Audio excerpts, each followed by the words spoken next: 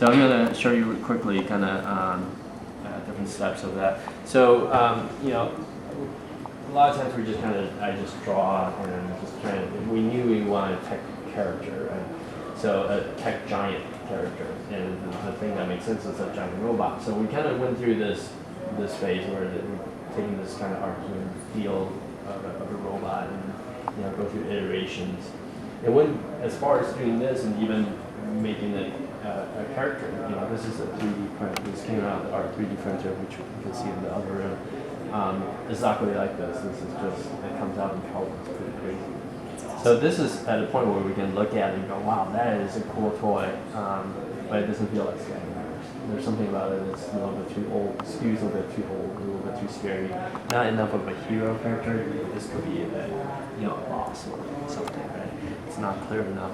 So then we kind of reboot it at this stage, and I'll show you kind of where we take off the next.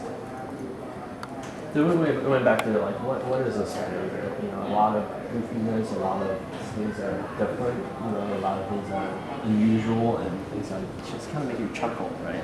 And one of the things that Paul and I are sitting here for a while, like, we kept going, oh, man, this chain gun thing, and we already have it in the game, like a shooting mechanism, but how do we tone that down? Like, chain gun's cool, but, you know, not really for a 5-year-old. It's not the right thing to do, right?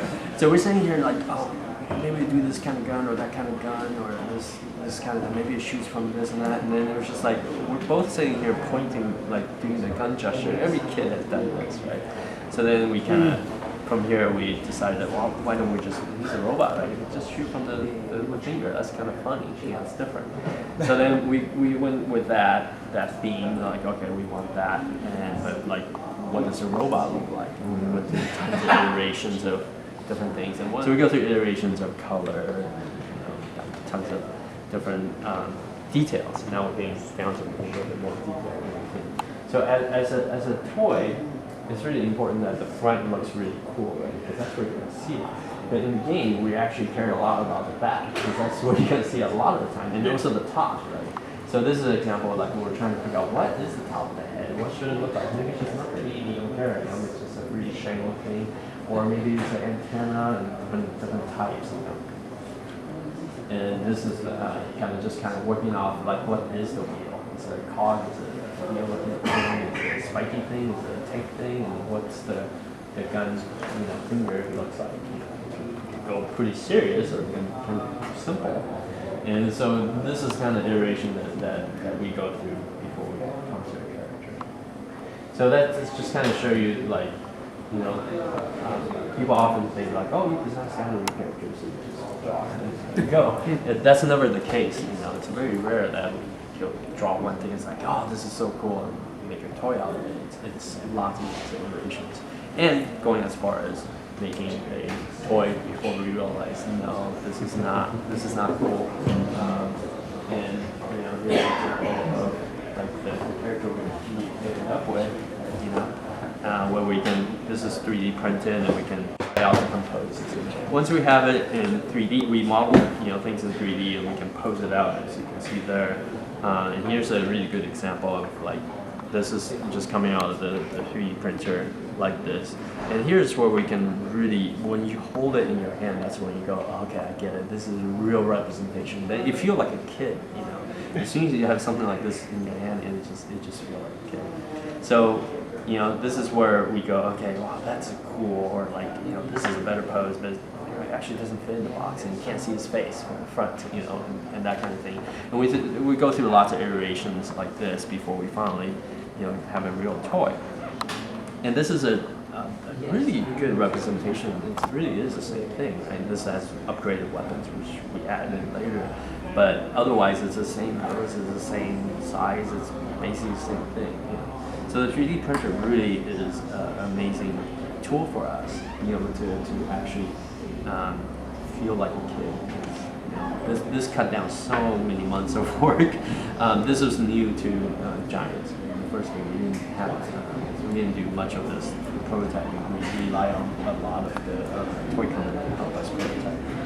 So now we're basically handing off a file to basically engineering toy company to help us produce this, right? So it comes in many parts and pieces, and then we go through lots of iterations of color and how to paint different parts. And there's a lot of sacrifices and a lot of things we have to do because we want to make a cheap, affordable toy, right? We don't want to sell a $30 toy for you.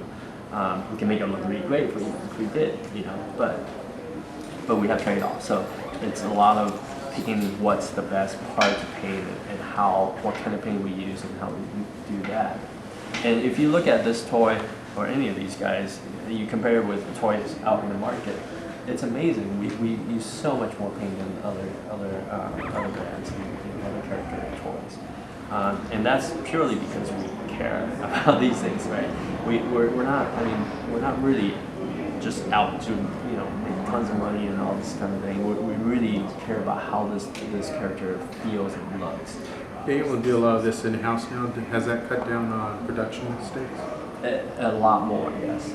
And also we get to the painting process a lot faster.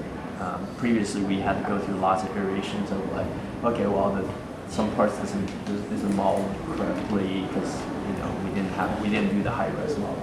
Now we do. So we cut that completely off to a point where like basically we have this instantly. We give the file to be able to engineer something like this, and then we just go through tons of paint operations and trying to figure out how to make everything pop and feel good. So the same model, that's the high-res model, also gets used in the game. We down-res it, and we use the normal maps and everything from the ZBrush high-res, and we basically plug it into the lower res, and it works great. So, Timber, do you still have? Sorry. Yeah, I do. I can pull up over there and show you. So one of the characters, this guy that Timber there's working on, he's a really cool, compelling character that we made. This big thumpback. That's his name. Big whale guy. What's his name? Thumpback. And he actually is light core, or lights up. So with this character, he looks really great, and we modeled him in high res, and you can see there the same model is being used for the in-game walk cycle. You can see there, and so he's there working on this super high res model with all these little details, and we down res it for an in-game, and we use the same rig that we can use to pose for the high res back again, so that we can pick any pose we want. So we have full control over the pose, And then once we get through the engineering part of it, then sometimes it comes back as like, well, you know what, this part will have to be a little bit higher because of strength, or like we can't mold this part unless we do this, or we change and tweak things a bit, or make sacrifices. And so we go through iterations of that quite a bit before we come to a final toy. So we see on the shelf over there, the column, the two on the right side, those two are all 3D prints. All the 3D prints we did for to kind of make sure that we have a really cool pose and a really cool character. You'll see a lot of variations there. The other two, they're just not copies of each other. They're all iterations. So if you look at them carefully, you'll see that that guy's eye is not painted perfectly, or this guy's color's a little bit off on this one little part, or that guy's sword is a little bent, or whatever it is. That's why we have so many of them. It's just iteration after iteration. It's so cool. Yeah, it's tons and tons of work. That people don't see. You just see a final result. It's like, oh, that's a cool toy. But we care a little bit too much about our toys and characters, so we sink in so much energy to make sure that it looks as good as possible. What's the name of the, I'm assuming that's the undead giant back there with the giant eyeball. He is, do you remember the Eyebrow. Eyebrow. Nice. Sorry. Sorry, the name gets changed many times. Life of an animator. Yeah.